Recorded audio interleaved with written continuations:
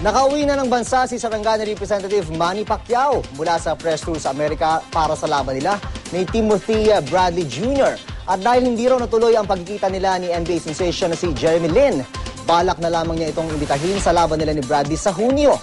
May ulat on the spot, si Haji Rieta. Haji?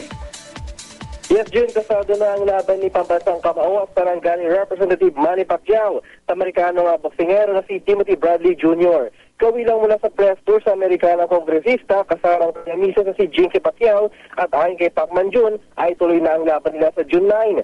Bagamat wala pang talo si Bradley, gagawin man daw lahat ni Pacman ang makakaya para may panalo ang laban. Ngayon nasa Pilipinas na siya, pagpaplanuhan daw ng kampo niya ang magiging training para sa laban. Nagpasalamat si Pacman sa lahat ng sumusuporta sa kanya at sana raw ay patuloy siyang suportahan. Hindi naman daw natuloy ang pagkikita sana nila ni New York Knicks at NBA rising superstar na si Jeremy Lin dahil hindi siya nakanood ng laban ng Knicks. Pero mensahe ni Pacquiao kay Lin na pagbutihin pa niya ang kanyang ginagawa. Iimbitahin niya nga rin daw na manood si Lin ng laban niya sa June 9 kung may oras ang basketballista. Mananatili muna dito sa Maynila si Pacman kasama ang misis habang hindi pa nagsisimula ang kanyang training. Samantala, June, patuloy naman na dinidinig ngayon sa Kamara ang kanyang panukalang batas ukol suporta sa mga kapwang boksingero.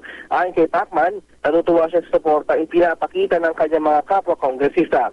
Matandang naisulong ang panukalang ito matapos pumanaw ang boksingerong si Carlo Maquinto na ililibing na bukas sa Lambunaw, Iloilo. Nakumato si Maquinto matapos ang isa niyang laban sa Caloocan City. At ayan mo na din ang sariwang balita, June. Maraming salamat, Haji Rieta.